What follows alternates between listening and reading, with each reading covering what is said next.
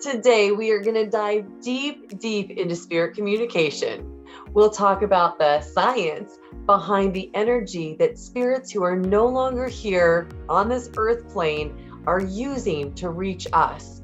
And then we'll talk about how you can learn how to raise your vibration to better reach them. And I'll share some examples about what I call downloads from the universe, which is information from a higher place that we all have access to. Are you ready?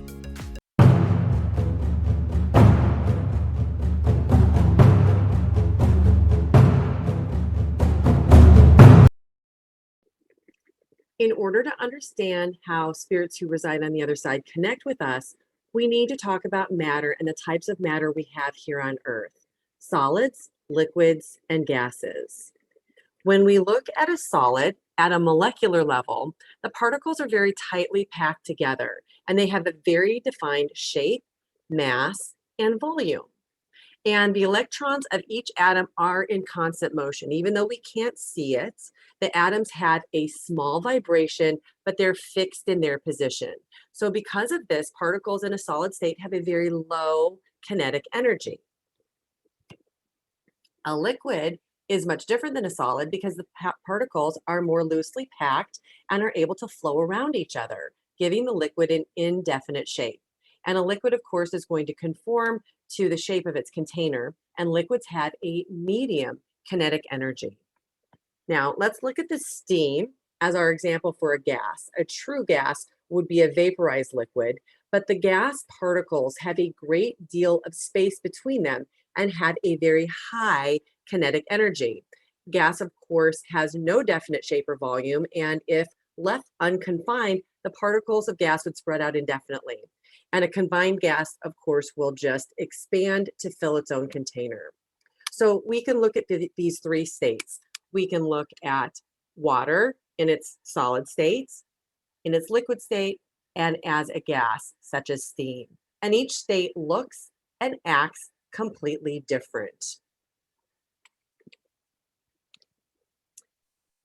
So in our human state, we are solid matter, but we aren't as dense as a rock or a tree. So we're still energy beings. We have particles at a molecular level that are constantly in motion. And we have a slower vibration than the spirits who are not of this earth and may be closer to a plasma state, which is the matter of stars and is not common on Earth, but is the most common state of matter in the universe. Spirits, of course, are not of this realm. They reside on the other side, and they are allowed to pierce the veil in order to communicate with us. So if you've never heard the term the veil, think of it as a partition, a membrane that separates us here on the human earthly side from the spirit or heavenly realm on the other side.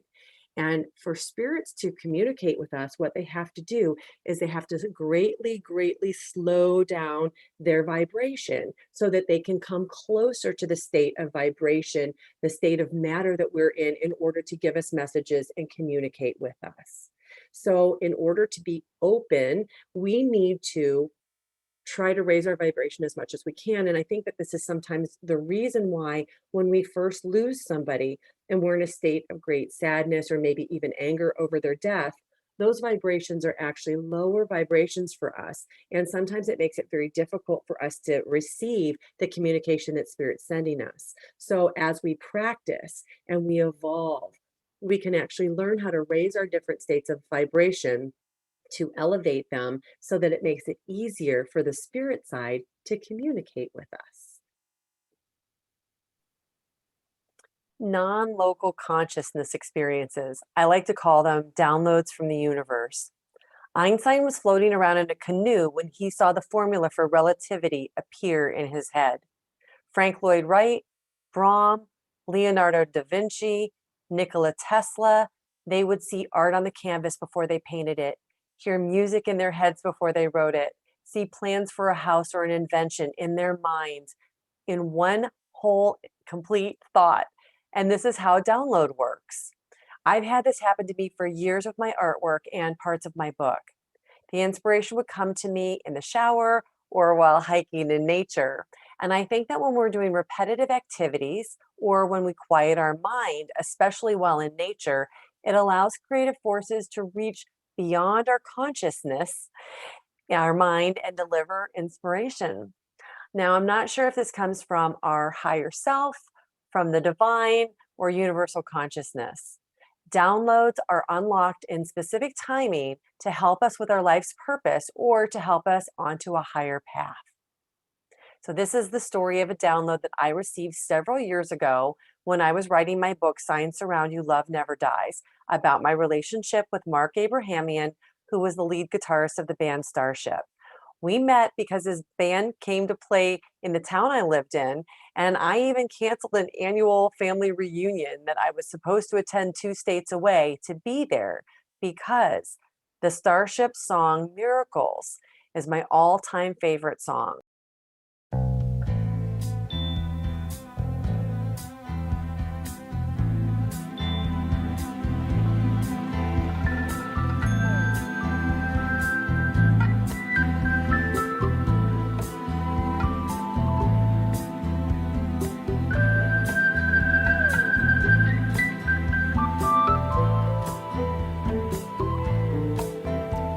If only you believe like I believe, baby, like I believe, we get by.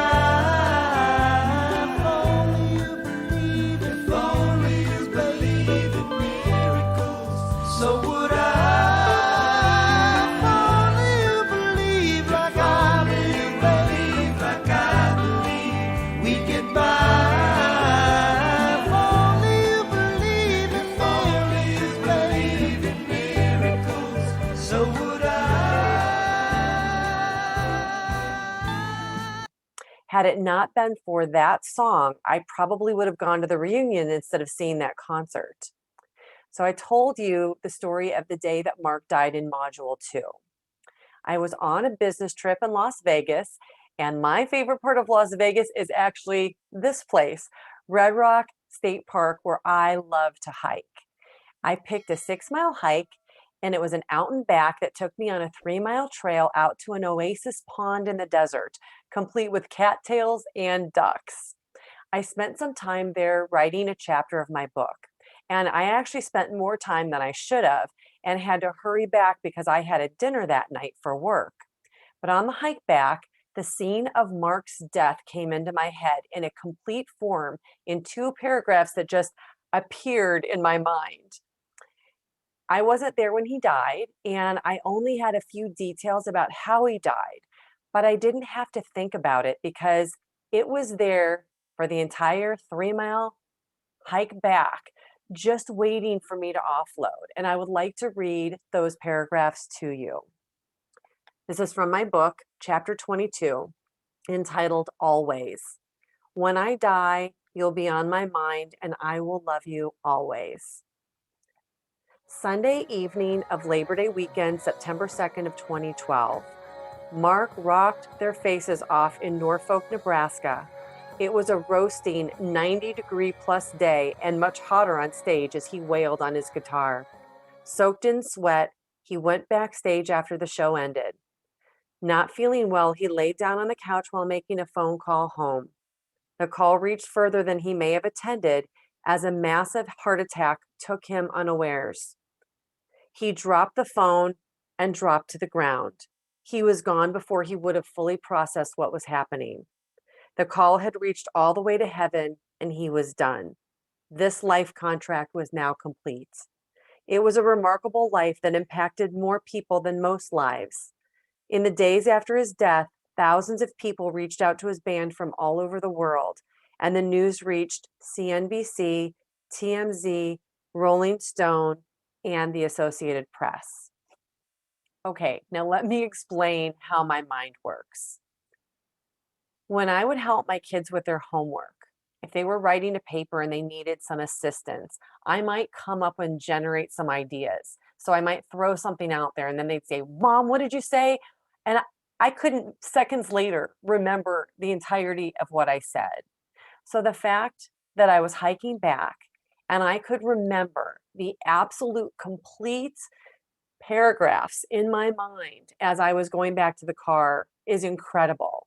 And I was also in a great hurry because I felt like I'd spent too much time writing that chapter and I needed to get back for this work dinner.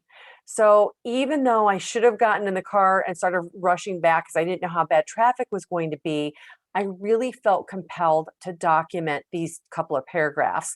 And it was a rental car, so I only had this teeny tiny little pad of paper. So I reached down to the seat and I pushed the seat all the way back as far as I could get away from the steering wheel so it wasn't in the way.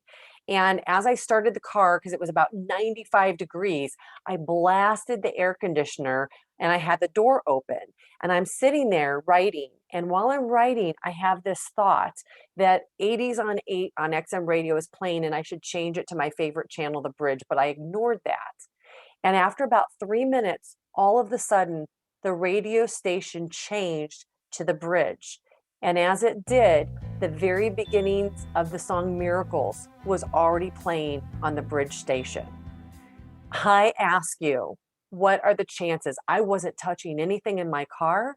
I had even had that thought that I should change to that station. I ignored it. And here I believe Mark was reaching out, letting me know without a shadow of a doubt that he was there downloading this information into my mind. I think it's also incredible that I even had XM radio on that rental car because XM radio is a subscription charge that the rental cars make you pay extra to have. And I never paid extra for it. And in all the times that I had rented a car, only very frequently, if the car was completely brand new, would XM radio be playing for free when I had a rental. And it wasn't a new car, it was an older car. So the fact that that was even available on this car was also an incredible coincidence. 2 days later, when I was ready to return to Chicago, where I lived at the time, I was actually supposed to be on a 12 o'clock noon flight, and I was able to switch my flight to an earlier flight. I got in my car at 3:27 a.m.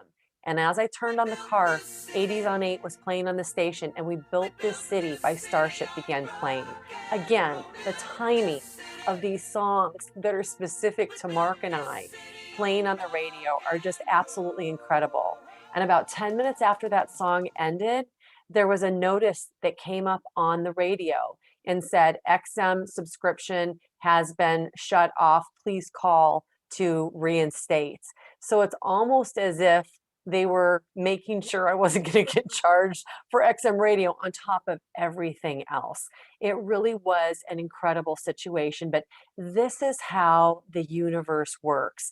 They'll send us signs and sometimes combination of signs so that we know without a doubt who's behind the signs for us. And in this case, with that very special download, there's no doubt in my mind that it was Mark letting me know that he was guiding me and helping me as we were creating this book together.